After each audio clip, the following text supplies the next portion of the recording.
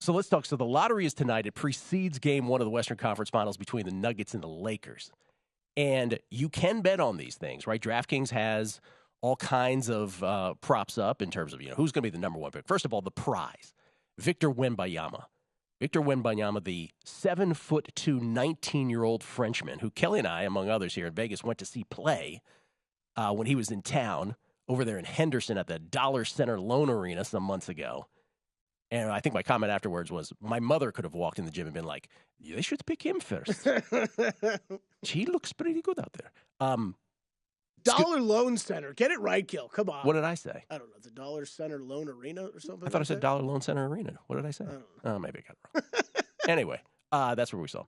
And Scoot Henderson was playing that. He's the favorite to be the short shot to be the number 2 pick in the draft as well. Mm-hmm. So the number 1 pick is prohibitive. Wembanyama is minus 20,000 or whatever he is. It's absolutely ridiculous. But this is, without question, people agree this is the greatest NBA prospect since LeBron in 2003. And so the stakes are super high. And so there's no reason to bet on the number 1 pick because it's fait accompli, whoever gets it. We're sitting at minus 20,000 right now. Yeah, I just said that, yeah. Number 2, Scoot is the short shot. Some people believe Brandon Miller from Alabama will end up being the short shot for number 2. I don't know. I know people who have worked on a documentary that involves G League players, one of whom profiled is Scoot. They're like, his support system is awesome. He's a great kid, and he's built like a tank. So I don't know if you want to pass on him in number 2. But anyway, those are the prize. Those are the big prizes, with Wembanyama being the biggest of the bunch, of course, by a mile. It's huge. And so now, the other things, though, that are available, I just want to I say this every year as a PSA going into the draft lottery. When we bet sports on any given night, the Lakers, Nuggets tonight, the Heat and the Celtics tomorrow, whatever event we're betting, if people do it by models, they have their perceived odds, right? Rufus will come in here. Well, I have Mito Pereira at 79.7 to 1 as opposed to 60 to 1, so that's a bet for me, right? It's all perceived odds in your model. Rufus happens to be super smart about it, but still, it's perceived. It's what you've come up with on your own. These are actual odds when it comes to the NBA draft lottery. If you trust, let me just brief caveat, if you trust that the NBA is above board on all this, which is, I guess, a preamble I should probably include in the sentence, then this is all actual odds.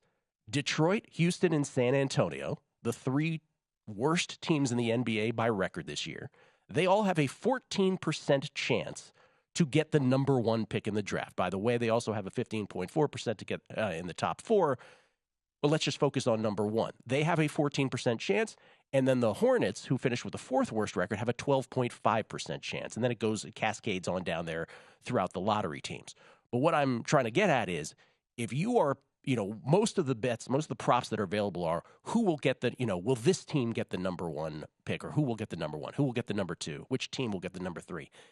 Just know that 14% probability you should be getting plus 615, right? And instead what you're getting is plus 550. So just know that this is one of these rare occurrences where it's all mathematics.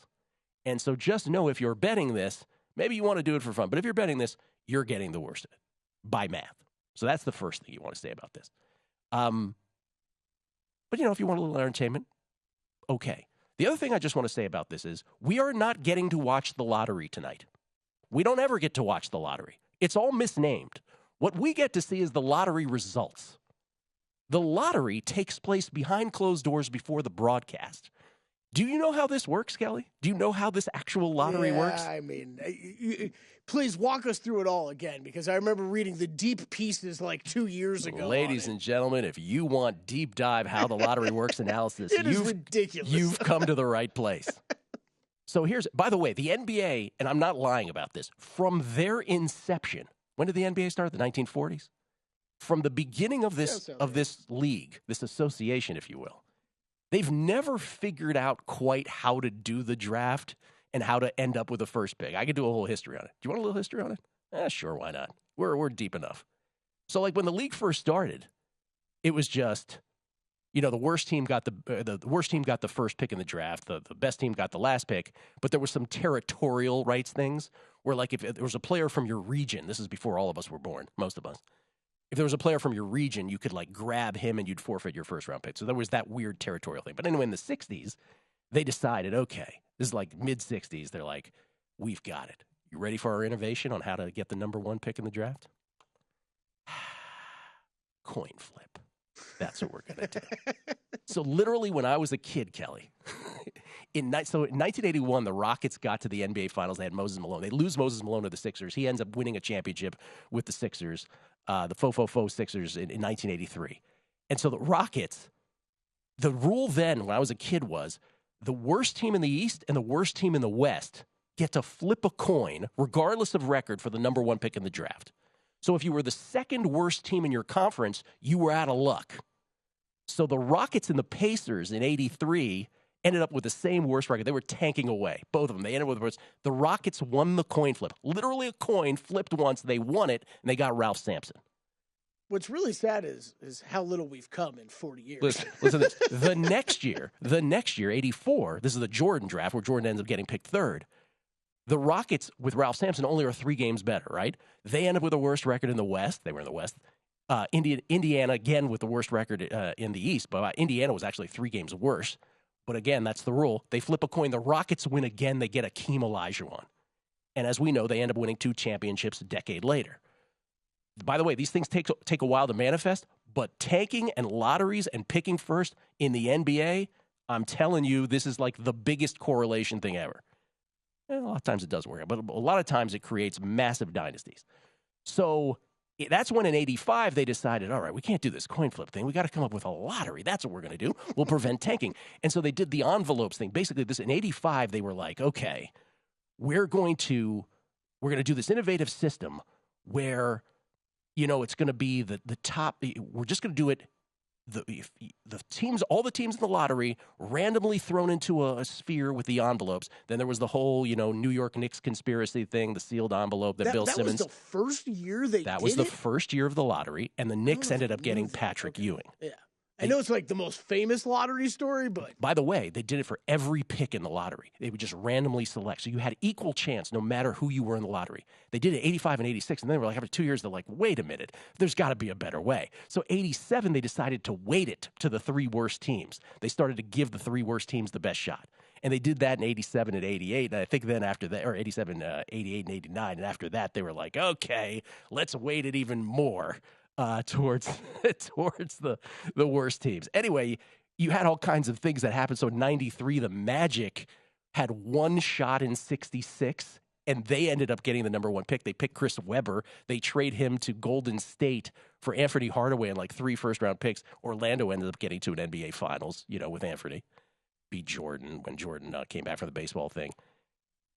So essentially, all those years, like in the night. So by the way, 94 and on, they decided what's weighted even more.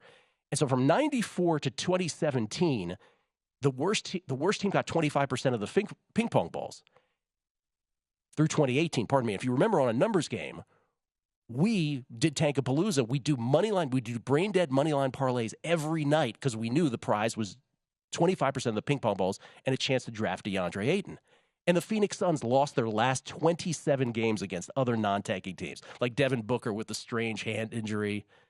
The Mavericks were like taking Nowitzki and Barea out at the end of games. Rick Carlisle was acting like he was mad. He was getting technicals. Everybody was trying to tank. Anyway, Phoenix ended up drafting DeAndre Ayton. You know the rest.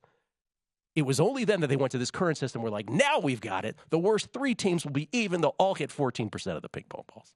And that's where we are now. In the play-in tournament, right? That helps. And the play-in tournament and all that. By the way, the only thing I got wrong on that history of the thing is that after 85 and 86, they still didn't weight it. They just did it for the first 3 picks, and then they did it reverse order of record 4 on to 13 or whatever it was at the time.